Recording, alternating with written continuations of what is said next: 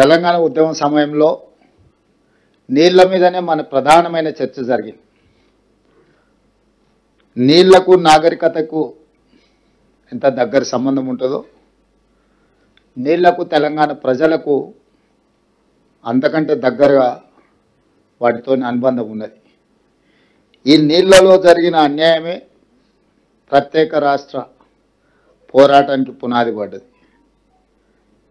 తెలంగాణలో ఉన్న ఎవరైనా ఏ విషయంలో అయినా ప్రధానంగా ఈరోజు ఈ సమావేశ స్థలిలో ఉన్నవాళ్ళు మిగతా విషయాలలో ఏకాభిప్రాయం ఉన్నా లేకపోయినా, భిన్న అభిప్రాయాలు ఉన్నా, నీళ్ల విషయంలో మనందరికీ ఏకాభిప్రాయం ఉన్నది.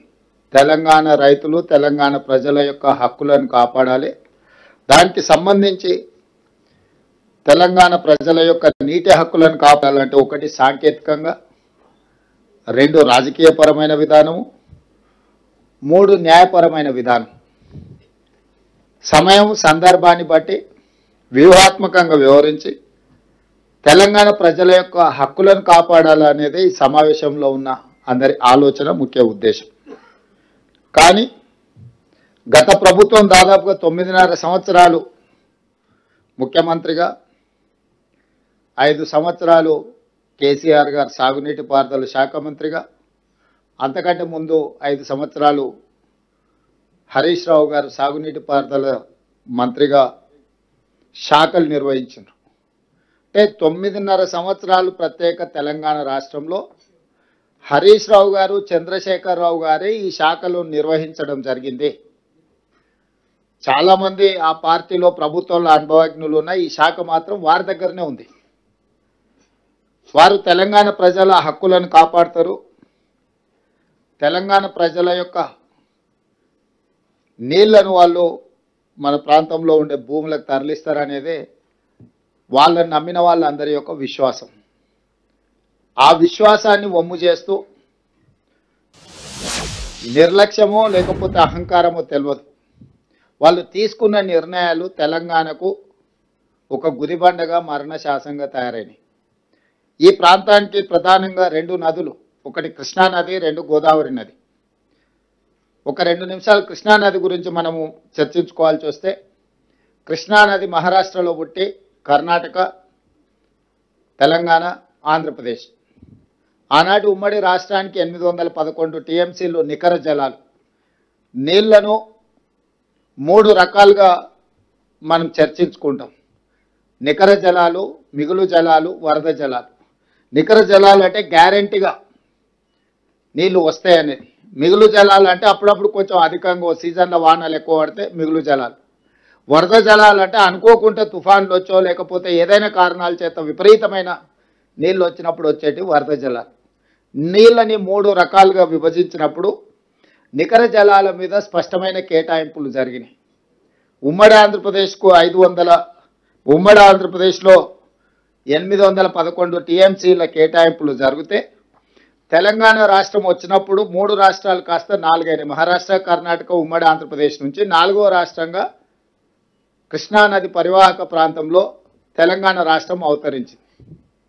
మరి ఆనాడు విభజన సందర్భంగా ఈ నీళ్ల కేటాయింపులు రాష్ట్రం ఏర్పడ్డ తర్వాత వివాదాలు వస్తాయనే ఆనాడు ముందస్తు ఆలోచనతోని మన్మోహన్ సింగ్ గారు అందరి సూచనలు తీసుకొని నదీ పరివాహక నిర్వహణ కమిటీలను, కృష్ణా రివర్ మేనేజ్మెంట్ బోర్డు, ఈ 2 రాష్ట్రాల యొక్క నీటి కేటాయింపుల నుంచి నీళ్ల వినియోగం వరకు వివాదాల పరిష్కారం కోసము ఒక రివర్ మేనేజ్మెంట్ బోర్డును అపాయింట్ చేసింది.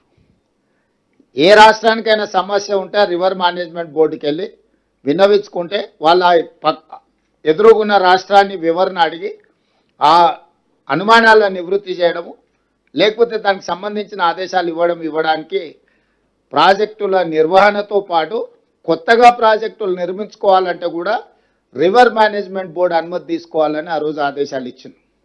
దాంట్లో భాగంగా కృష్ణా నదిలో ఉండే ప్రాజెక్టుల ప్రాతిపదికన నీటి విషయాలు చర్చకు వచ్చినప్పుడు 2015లో హరీష్ రావు గారు, ఆనాటి ప్రభుత్వం అందరూ ఉమ్మడి రాష్ట్రానికి సంబంధించిన మరి 811 టీఎంసీలను ఏ విధంగా మనం వాడుకోవాలి ఏంది అని చర్చ వచ్చినప్పుడు హరీష్ రావు గారు ఈ ప్రభుత్వానికి ఆ రోజు విద్యాసాగర్ రావు గారు కూడా సభ్యులు, వారు సాగునీటి ప్రాజెక్టులకు సలహాదారులుగా ఉండే, వీళ్ళందరూ వెళ్ళి ఆ రోజు మీటింగ్ ఏర్పాటు చేసుకుని ఆ మీటింగ్లో ఒక సంతకం పెట్టుకున్నారు. ఇది 18-19 జూన్ 2015 నాడు. ఏమని? 811 టీఎంసీలలో 512 టీఎంసీలు ఆంధ్రప్రదేశ్ వాడుకోవచ్చు, 299 టీఎంసీలు మేము తెలంగాణ వాడుకుంటాం, మాకు సరిపోతుందని చెప్పి మొట్టమొదటిసారి కృష్ణానది పరివాహక ప్రాంతంలో ఉన్న తెలంగాణ రైతాంగం పాలిట ఒక మరణ శాసనాన్ని ఆనాటి ప్రభుత్వం మొట్టమొదట సంతకం పెట్టి వచ్చి ఒప్పందాలు చేసుకొని వచ్చింది. ఆ ఒప్పందం వచ్చినప్పుడు కూడా మేము అందరం అభ్యంతరం పెట్టినాం. కృష్ణానది పరివాహక ప్రాంతం 88%, 68% తెలంగాణ ప్రాంతంలో ఉంది, 32% ఆంధ్రప్రదేశ్ మీద ఉన్నది. కాబట్టి పరివాహక ప్రాంతం ప్రకారం అంతర్జాతీయ జల విధానంలో పరివాహక ప్రాంతానికే ఎంత పరివాహక ప్రాంతం ఉంటే నీటి కేటాయింపులు అన్ని జరగాలి. 68% తెలంగాణ ప్రాంతంలో పరివాహక ప్రాంతం ఉన్నది కాబట్టి దాదాపుగా 555 టీఎంసీలు తెలంగాణకు వస్తాయి, మిగిలిన వాటిని మాత్రమే ఆంధ్రప్రదేశ్కి ఇవ్వాలని ఒక చర్చ తీసుకొచ్చి దాని ప్రకారం దీన్ని ఫైనల్ చేయాలని river management board Krishna tribunal ముందు కూడా మనం ఆర్గ్యుమెంట్స్ వినిపించడానికి అన్ని రకాలుగా ఏర్పాట్లు చేసినాం. అయినా చంద్రశేఖరరావు గారు, హరీష్ రావు గారు 2015లో సంతకం పెట్టిందే కాకుండా 2020లో కూడా మళ్ళీ ఇన్ని వివాదాలు జరిగినా మళ్ళీ రీకన్ఫర్మేషన్ చేశారు మీటింగ్కి వెళ్ళి. ఏమని? మాకు 299 టీఎంసీలు చాలు తెలంగాణకి, 512 టీఎంసీలు ఆంధ్రప్రదేశ్ వాడుకోమని. దాదాపుగా 9.5 సంవత్సరాలలో మనకు కేటాయించిన 299 టీఎంసీలు కూడా ఏ రోజు తెలంగాణ వాడుకోలేదు. హయ్యెస్ట్ తెలంగాణ వాడుకున్నది ఎంత అంటే 220 టీఎంసీలు మాత్రమే, అది కూడా ఎప్పుడో ఒకసారి వాడుకున్నారు. ఈ 9.5 సంవత్సరాలలో ప్రధానమైన ప్రాజెక్టులు కృష్ణానది మీద నిర్మించిన కల్వకుర్తి నీటి కేటాయింపుల విషయంలో కానీ, పాలమూరు రంగారెడ్డి ఎత్తిపోతల కేటాయింపుల విషయంలో కానీ, నిర్మాణంలో ఉన్న ఎస్ఎల్బిసి కావచ్చు, భీమా కావచ్చు, నెట్టంపాడు కావచ్చు, కోయిల్ సాగర్ కావచ్చు, కల్వకుర్తి కావచ్చు, లేకపోతే పాలమూరు రంగారెడ్డి ఎత్తిపోతల కావచ్చు, సీతారామసాగర్ కావచ్చు, ఇట్లా మహబూబ్ నగర్, రంగారెడ్డి, నల్గొండ, ఖమ్మం వరకు కృష్ణానది మీద ఉన్న ప్రాజెక్టులకు నీటి కేటాయింపులకు అనుమతులు తీసుకురావాలి, నిర్మాణాలను పూర్తి చేయలేదు. దీనివల్ల మనం ఏవైతే కేటాయింపులు జరిగిన 299 టీఎంసీలు కూడా మనం వాడుకునే పరిస్థితి లేకుండా తెలంగాణకు పూర్తిగా అన్యాయం జరిగింది. నిజంగానే ఆ ప్రాజెక్టులు పూర్తి చేస్తే, మన ప్రాజెక్టులు పూర్తి అయినప్పుడు ఆ 299 వాడుకోవడమే కాదు, మనకు 555లో మన హక్కు ఏ విధంగా ఉందో కొట్లాడి మనం అది సాధించుకోవడానికి అవకాశం ఉండే. ప్రతిసారి ఆంధ్రప్రదేశ్ మన పాలమూరు రంగారెడ్డి ఎత్తిపోతల లేకపోతే కల్వకుర్తికి నీటి కేటాయింపులు వచ్చినప్పుడల్లా వాళ్ళు అభ్యంతరాలు పెట్టేవాళ్ళు. మాకు కృష్ణా డెల్టా ప్రాంతంలో ఆయకట్టు స్థిరీకరించబడ్డది, మా ప్రాంతానికి మొత్తం మా స్థిరీకరించిన ఆయకట్టుకు నీళ్లు వాడుకున్నాకనే మిగులుతూనే తెలంగాణ తీసుకోవాలని ఒక వాదన తీసుకొచ్చి ఏ రోజు కూడా మన కేటాయింపుల విషయంలో స్పష్టమైన ఆదేశాలు తీసుకోవడానికి అభ్యంతరం పెడితే, అండర్ కన్స్ట్రక్షన్లో ఉన్న ప్రాజెక్టులు పూర్తి చేసి ఉంటే మన సమస్యకు పరిష్కారం దొరికి ఉండేది. కానీ ఏ రోజు కూడా చంద్రశేఖరరావు గారు ఆ దిశగా పనులు పూర్తి చేయలేదు. 9.5 సంవత్సరాలైనా ఉమ్మడి రాష్ట్రంలో మొదలుపెట్టిన ప్రాజెక్టులు అక్కడనే ఉన్నాయి. ఇప్పుడు అవే వారసత్వం మనకు వచ్చింది. ఇప్పుడు మనము నిరంతరం ప్రయత్నం చేస్తున్నాం ప్రాజెక్టులను ఏ విధంగా పూర్తి చేయాలో, దీనికి కేంద్ర ప్రభుత్వం నుంచి ఏ విధంగా నీటి కేటాయింపులను సాధించుకోవాలని. కానీ కేంద్ర ప్రభుత్వం కూడా ఈ సమస్యను పరిష్కరించాలన్న ఆలోచన, దీనికి శాశ్వతమైన ఒక విధానాన్ని ఇవ్వడం ద్వారా ఈ సమస్యను పరిష్కరిద్దామని ఈ 10 సంవత్సరాలు 11 సంవత్సరాలుగా కూడా మోడీ గారి ప్రభుత్వం దీని మీద దృష్టి పెట్టలేదు.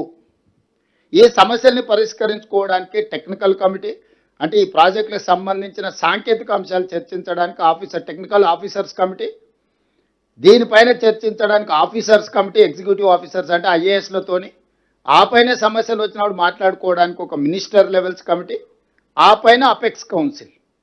అపెక్స్ కౌన్సిల్ చైర్పర్సన్ వచ్చేసి జలశక్తి minister, మెంబర్స్గా 2 chief ministers are members Andhra Pradesh and Telangana. ఈ అపెక్స్ కౌన్సిల్ మీటింగ్లో ఒకవేళ ఇక్కడ పరిష్కారం కానప్పుడు 15లో ఉమాభారతి గారి నేతృత్వంలో జరిగినప్పుడైనా, తర్వాత ఫడ్నవీస్ గారు అయినప్పుడు ఆన్లైన్లో చంద్రశేఖరరావు గారు పోయి మాట్లాడినప్పుడైనా కృష్ణానదిలో మన వాటాలు, మన ప్రాజెక్టుల యొక్క నీటి కేటాయింపులకు వారు ఎప్పుడూ వాదించలేదు. వారు ఏ రోజు కూడా సాధించాలన్న చిత్తశుద్ధితో కూడా వారు ముందుకు పోలేదు. దాంతోనే ఆ సమస్య అట్లనే ఉండిపోయింది. ఇప్పుడు అది జటిలంగా మారింది. సరే, కృష్ణానదిలో ఆ విధంగా మనకు సమస్యలు ఉంటే మన అసలైన హక్కును కూడా సంతకాలు పెట్టి దారదత్తం చేసి వచ్చి కృష్ణాను శాశ్వతంగా కృష్ణా పరివాహక ప్రాంతంలో రైతుల పాలిట ఒక మరణ శాసనాన్ని రాసినారు వీళ్ళంతా, హరీష్ రావు గారు, చంద్రశేఖరరావు గారు. ఇక గోదావరికి వచ్చినప్పుడు, ఇప్పుడు గోదావరి మీద చర్చ జరుగుతుంది. సేమ్ గోదావరి నది కూడా మహారాష్ట్ర, తెలంగాణ, ఆంధ్రప్రదేశ్, చివరి రాష్ట్రంగా ఆంధ్రప్రదేశ్ ఉంది. గోదావరి నది మీద కూడా నిర్మాణం చేస్తున్న ప్రాజెక్టులు ఏవైతే ఉన్నాయో, ఈరోజు గోదావరిలో నీటి లభ్యత 1486 టీఎంసీలను గుర్తిస్తే 968 టీఎంసీలు తెలంగాణకు, 518 టీఎంసీలు ఆంధ్రప్రదేశ్. కానీ రెండు రాష్ట్రాలు ఆనాడు కాంగ్రెస్ పార్టీ ఉన్నప్పుడే కాంగ్రెస్ పార్టీ ఈ కేటాయింపులను అధికారికంగా ఒక కేటాయింపులకు తీసుకొచ్చింది.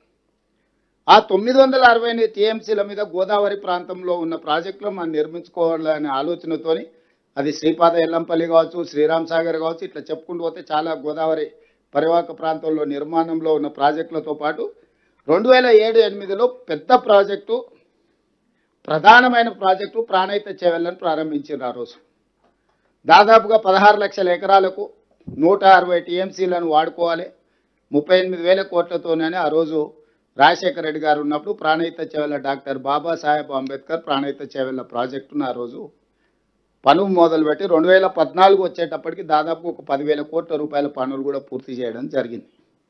ఆ తర్వాత తెలంగాణ రాష్ట్రం వచ్చిన తర్వాత ప్రాజెక్టుల రీడిజైనింగ్ పేరు మీద తుమ్మిడిహెట్టి దగ్గర నిర్మించుకోవాల్సిన బ్యారేజీలను, అక్కడి నుంచి గ్రావిటీ ద్వారా తెచ్చుకోవాల్సిన నీళ్లను అన్నిటిని కూడా ప్రాజెక్టు రూపురేఖలు మార్చి ఊరు మార్చిండు, పేరు మార్చిండు, అంచనాలు మార్చిండు.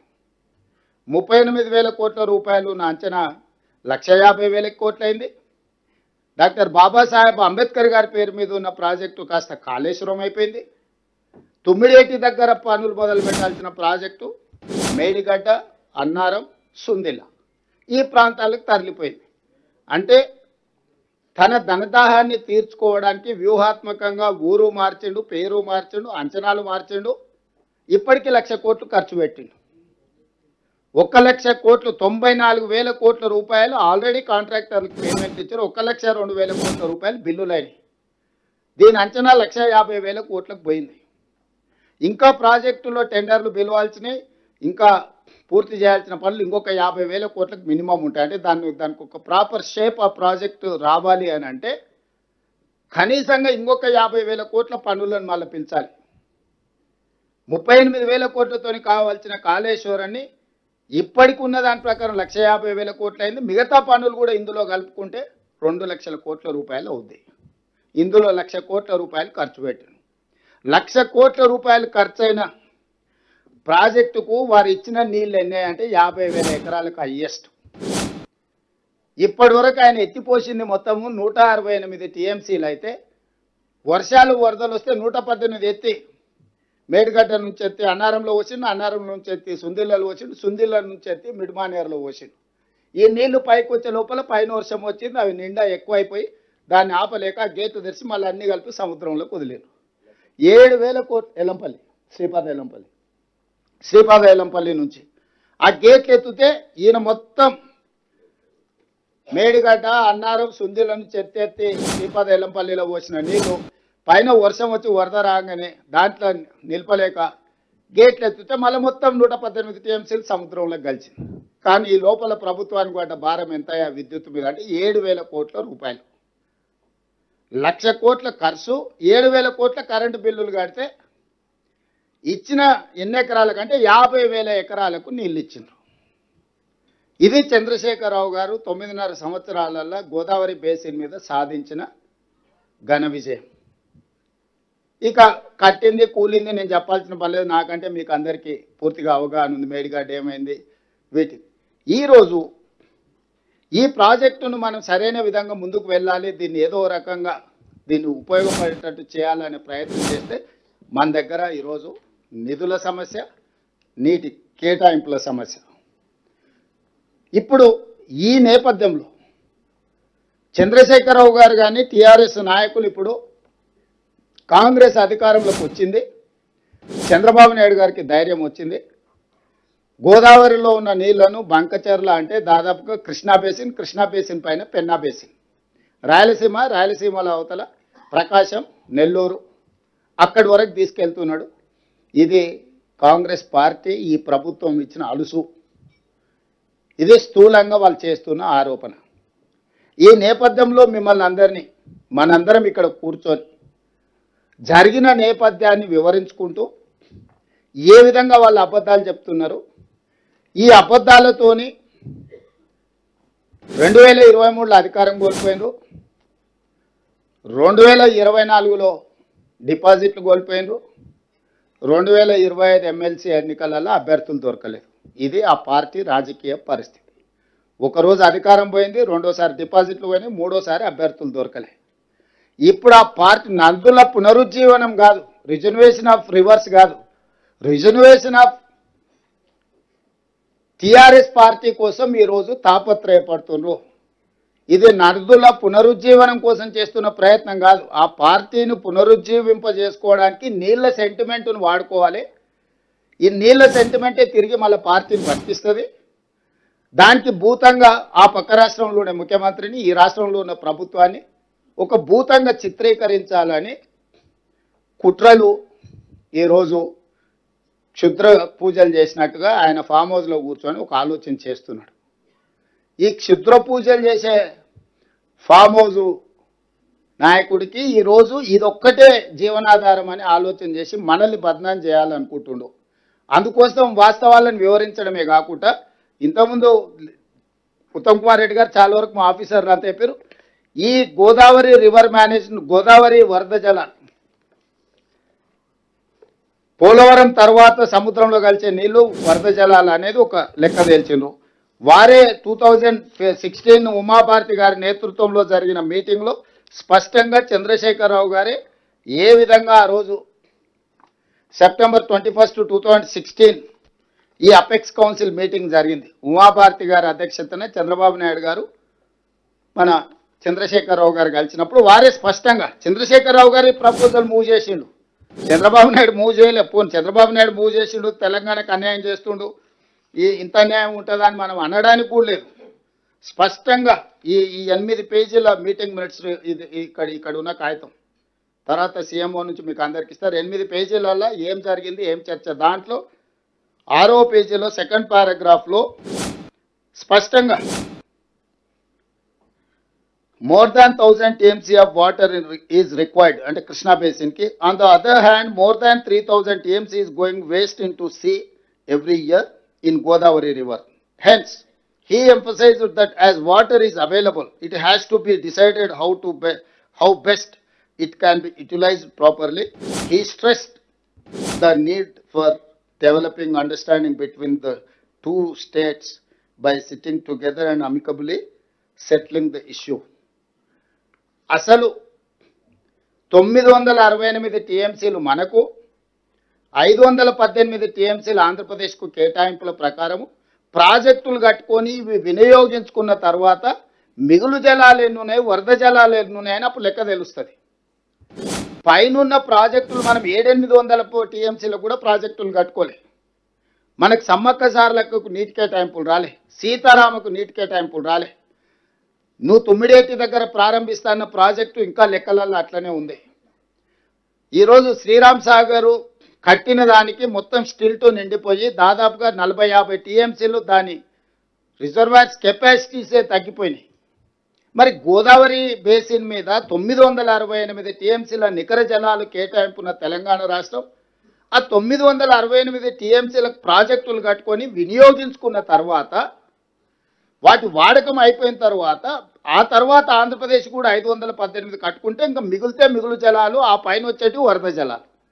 మరి చంద్రశేఖరరావు గారికి ఏ దేవుడు చెప్పిండో 3000 టీఎంసీలు ప్రతి సంవత్సరం వరద జలాలు సముద్రంలో కలుస్తున్నాయని, లేని ఏగు పెట్టి రాచపుండును పెట్టిందే చంద్రశేఖరరావు. ఈ రాచపుండు బేసిస్ మీద ఈ బేసిన్లో చంద్రబాబు నాయుడు గారు 2016లోనే జీఓఆర్ నెంబర్ 262 క్లియర్గా ఆయన ఏమి ఇచ్చిండు, వ్యాప్కోస్కి సర్వే కోసము preparation of detailed project report providing water supply for drinking, industrial and irrigation needs of Rayalaseema, Prakasam and Nellore district by diverting flood waters from Godavari river to Penna river. 2016 నాడే చంద్రశేఖరరావు గారు ఏ రోజైతే ఉమాభారతి గారి దగ్గరికి వెళ్ళి 3000 టీఎంసీలు ఉన్నాయని ఈ రాచపుండును మనకు అంటించిండో తెలంగాణకు, అప్పుడే చంద్రబాబు నాయుడు గారు వ్యూహాత్మకంగా దీని సర్వే కోసం ఇమ్మీడియట్గా 5 కోట్ల రూపాయల సర్వే కోసం ఇచ్చి వ్యాప్కోస్కి ఆ రోజు జీవో ఇచ్చి చేసిండు. దాని తర్వాత ఇన్ కంటిన్యూషన్ ఆఫ్ దట్ ఇంకా అవతల నుంచి కూడా తీసుకెళ్ళడానికి మళ్ళీ జీఓఆర్ నెంబర్ 230 29/3/2018 ఇంకొక జీవో ఇచ్చింది దీని కొనసాగింపుగా. ఈ రెండింటి నేపథ్యంలో ఫేజ్ 1 కింద దాదాపుగా 200 పేజీల రిపోర్టు వ్యాప్కోస్ వాళ్ళు ఆంధ్రప్రదేశ్కి 2018లోనే సబ్మిట్ చేశారు. దాంట్లో 4 రకాల ప్రతిపాదనలు, పెన్నాకు గోదావరి జలధార 4 ఆప్షన్స్ ఇచ్చారు. ఆప్షన్ 1, ఆప్షన్ 2, ఆప్షన్ 3, ఆప్షన్ 4 4 రకాల ఆప్షన్స్ ఉన్నాయి. ఇందులో option 4 is the best option. దీని ప్రకారం 400 టీఎంసీలు తీసుకొచ్చి ఈ రోజు మనం 200 టీఎంసీ గురించి మాట్లాడుతున్నాం. యాక్చువల్గా this project is design for 400 TMC, not for 200.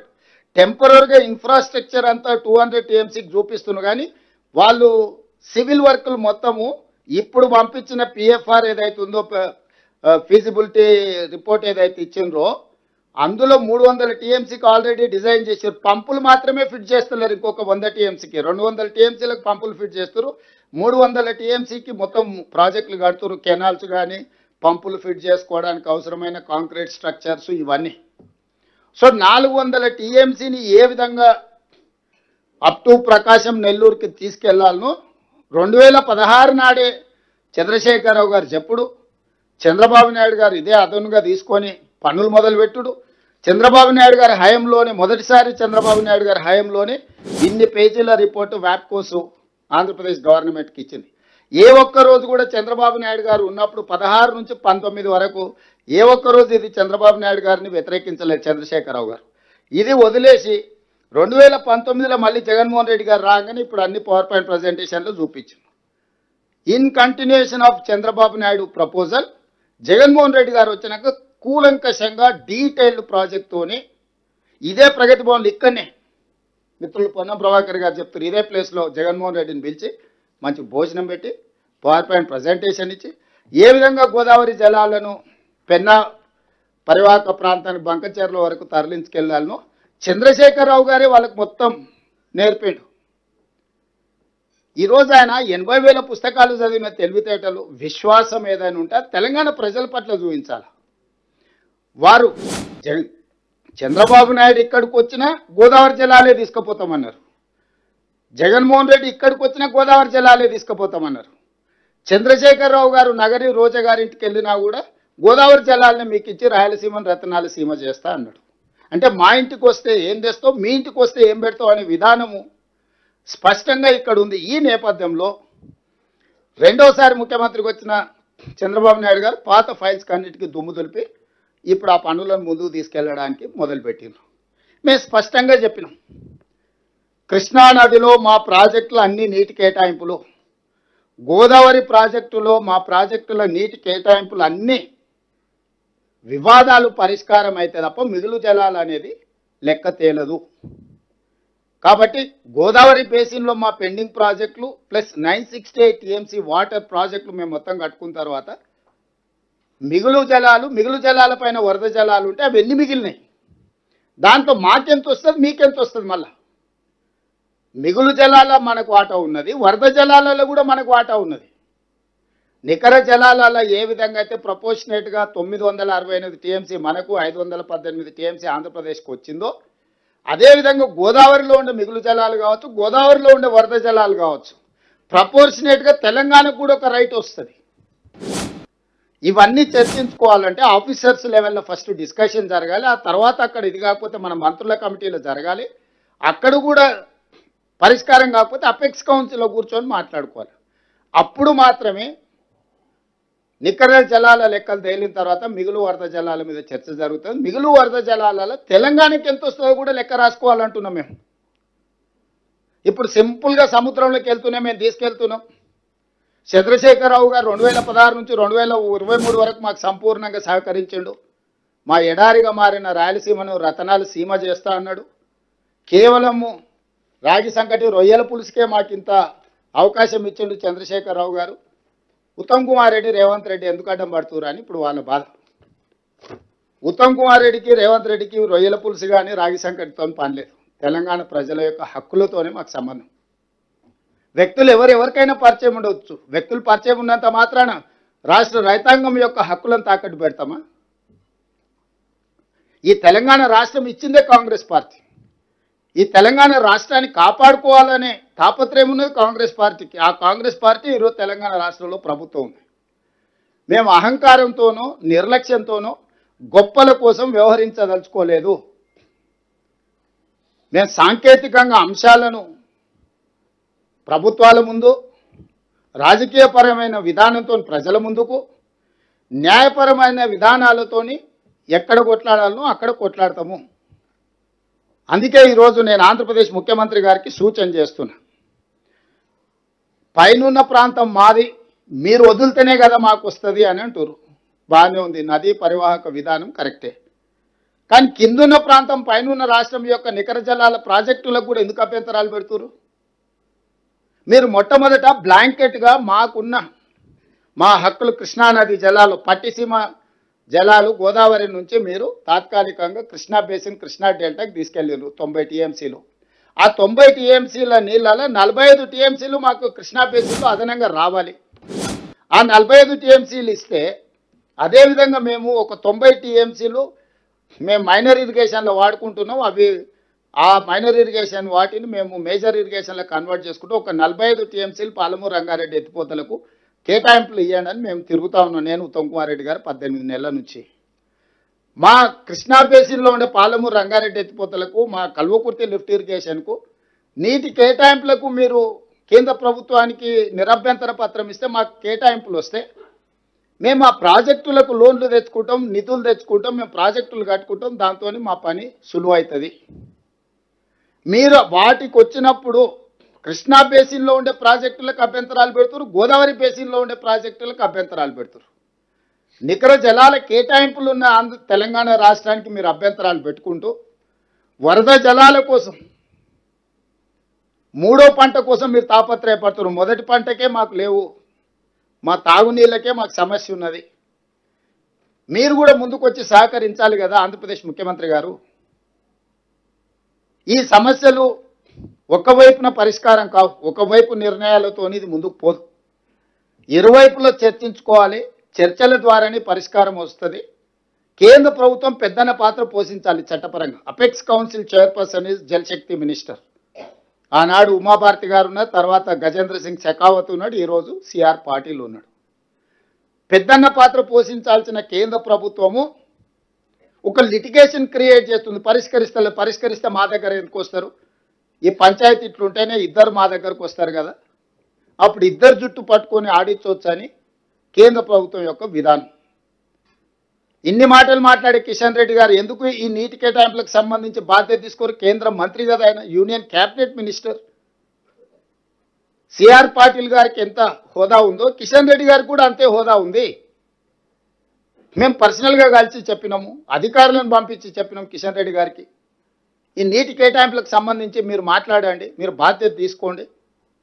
ఇప్పుడు అదే ఆంధ్రప్రదేశ్ నుంచి రామ్మోహన్ నాయుడు నుంచి అందరూ పోయి ఆడ కూర్చొని ఆంధ్రప్రదేశ్కు నీళ్ళు ఎట్లా తీసుకుపోవాలనో table to table, office to office తిరుగుతున్నారు ఆంధ్రప్రదేశ్ మంత్రులు, ఆంధ్రప్రదేశ్ నుంచి కేంద్రంలో ఉన్న మంత్రులు. మరి కిషన్ రెడ్డి గారు ఈ పని చేయడం లేదు. ఈ వివిధాన్ని పెంచి పెద్ద చేస్తే తద్వారా బీఆర్ఎస్ మళ్ళీ బతుకుతే మళ్ళీ మాకేదో రాజకీయంగా ప్రయోజనం ఉంటుంది, కాంగ్రెస్ను మార్జినలైజ్ చేయొచ్చు అనేది వాళ్ళ ఆలోచన. ఈరోజు నిజంగా వీళ్ళ తాపత్రయం ఏది? తెలంగాణ నీటి కేటాయింపుల కోసం కాదు, రాజకీయ మనుగడ కోసం వీళ్ళు తాపత్రయపడుతున్నారు.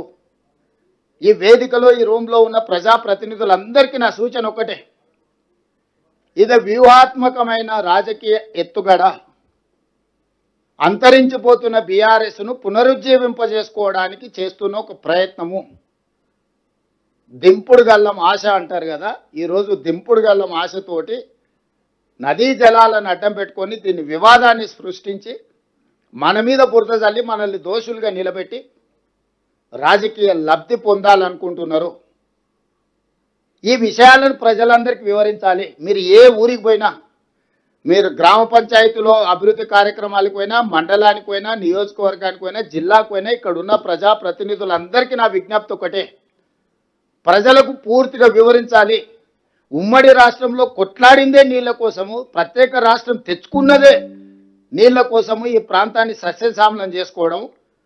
ప్రత్యేక రాష్ట్రం వచ్చిన 10 సంవత్సరాలలో చంద్రశేఖరరావు గారు ఆనాటి ప్రాజెక్టులను పూర్తి చేయకపోను మన నీటి హక్కులను స్వయంగా సంతకం పెట్టి తాకట్టు పెట్టి వచ్చిన మీటింగ్లలో కృష్ణానది జలాలను తాకట్టు పెట్టడమే కాదు, గోదావరి జలాలను కూడా తాకట్టు పెట్టేసి 3000 టీఎంసీలు సముద్రంలో పోతున్నాయి. మీరు పోలవరం కింది నుంచి గోదావరి జలాలను పెన్నా బేసిన్ వరకు, కృష్ణా బేసిన్ దాటి పెన్నా బేసిన్ వరకు, ఒంగోలు ప్రకాశం వరకు కూడా తీసుకెళ్ళండి అని ఈరోజు ఆ రాచపుండును ఆయన పెడితే అది ఈరోజు మనకు ఒక సమస్యగా సృష్టించాలని వాళ్ళు ప్రయత్నం చేస్తున్నారు. మనం మెదలకుంటూ ఉంటే ఏముందిలే ఆయన చెప్పేది ఎవరు నమ్ముతాడని మీరు అనుకుంటే ఓ రోజు అబద్ధం తిరిగి నిజానికంటే ఎక్కువ ప్రమాదకరంగా తయారైంది. నిజం గడప దాటే లోపలనే అబద్ధం ఊరంతా తిరిగి వస్తుంది అంటారు కదా, దాన్ని చంద్రశేఖరరావు వాళ్ళ అల్లుడు హరీష్ రావు గారు బాగా నమ్ముతారు. ఎందుకంటే వాళ్ళ లైఫ్ సక్సెస్ మొత్తం అబద్ధాల మీదనే ఉంది. ఫ్యామిలీ ప్యాకేజ్ కింద అబద్ధాలు చెప్పి బ్రతకడం బాగా నేర్చుకున్నారు. వాళ్ళ ట్రైనింగే అట్లుంది, స్కూలే అట్లుంది, సిలబసే అట్లుంది, ఓన్లీ అబద్ధాలే చెప్పాలి మనమని. నిజం చెప్తే విక్రమార్కుడు ఉంటుంది కదా, నిజం చెప్తే మీ తల వేవు ముక్కలైపోతుంది అన్నట్టు, నిజం చెప్పితే వాళ్ళు చచ్చిపోతారని వాళ్ళకి ఏదో శాపం ఉన్నట్టుంది. అన్ని అబద్ధాలే. నేను అందుకే చెప్పిన హరీష్ రావు గారు ఇన్ని ఆరోపణలు చేస్తున్నారు కదా, ప్రత్యేక శాసనసభ సమావేశాలు ఏర్పాటు చేద్దాం.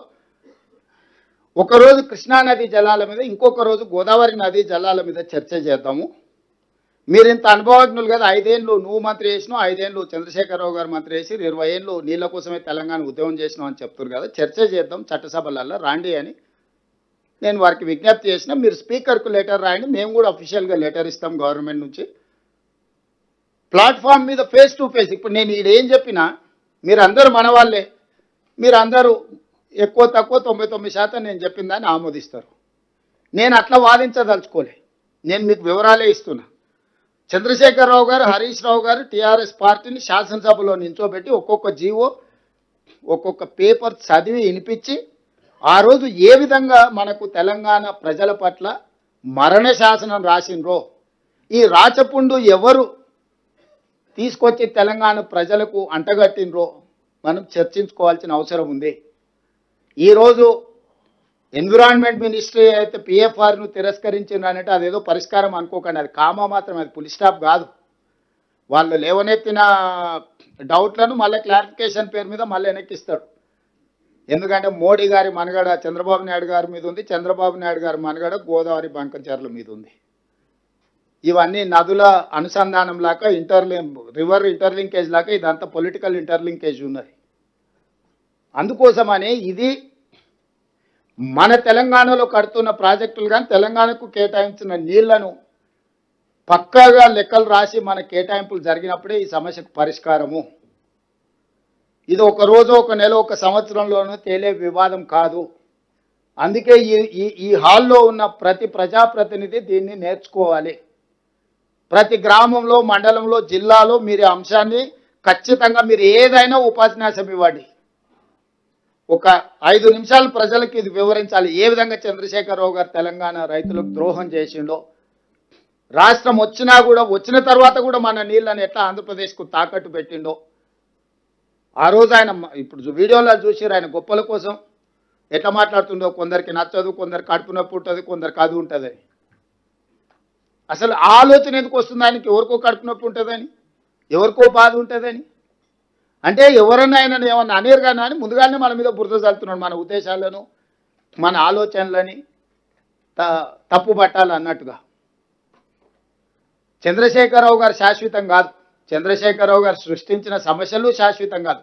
నీటి కేటాయింపులే శాశ్వతం, మన హక్కులు శాశ్వతము. మన శాశ్వతమైన నీటి హక్కుల కోసము మనం ఖచ్చితంగా ఒక స్పష్టమైన విధానంతో ముందుకు వెళ్ళాలి.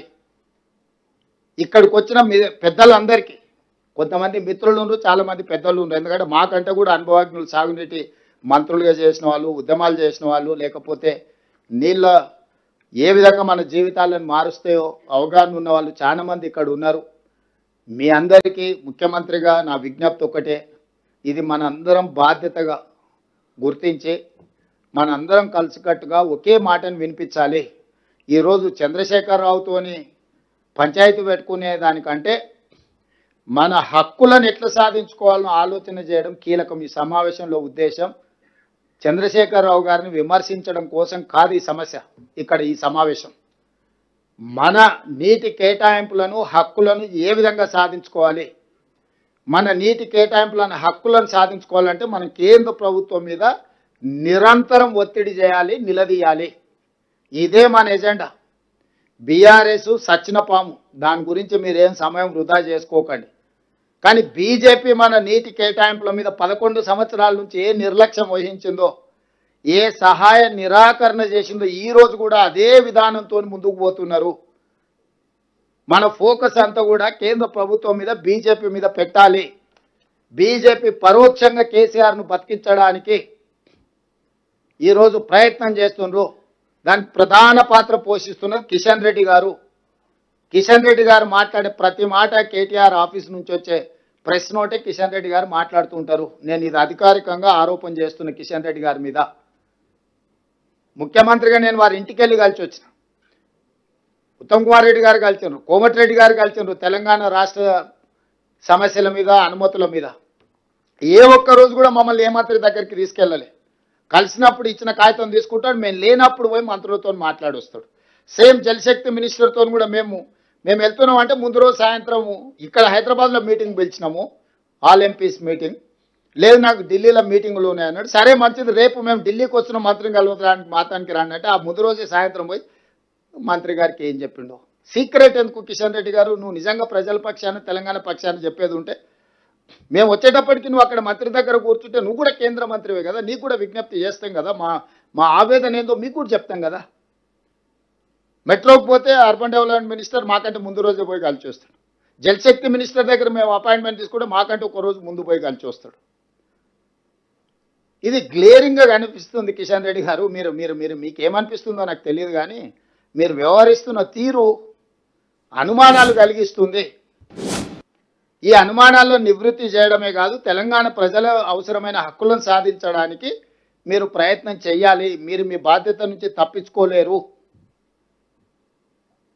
కాబట్టి ఈ సమావేశంలో ఉన్న వాళ్ళు సాంకేతికపరమైన వివరాలు, న్యాయపరమైన అంశాలు, రాజకీయపరమైన విధానంలో మనం ఫోకస్డ్గా గవర్నమెంట్ ఆఫ్ ఇండియా మీద, మోడీ గారి ప్రభుత్వం మీద, కిషన్ రెడ్డి గారి వ్యవహార శైలి మీద మనందరం గ్రామాన మాట్లాడాలి. మన హక్కులను కాపాడే శక్తి నరేంద్ర మోడీ గారికి, బీజేపీకి ఉన్నది. రాష్ట్రాల యొక్క హక్కులను కాలరాయడానికి వాళ్ళకి 8 మంది ఎంపులను ఇవ్వలేదు. ఇది సుస్పష్టం.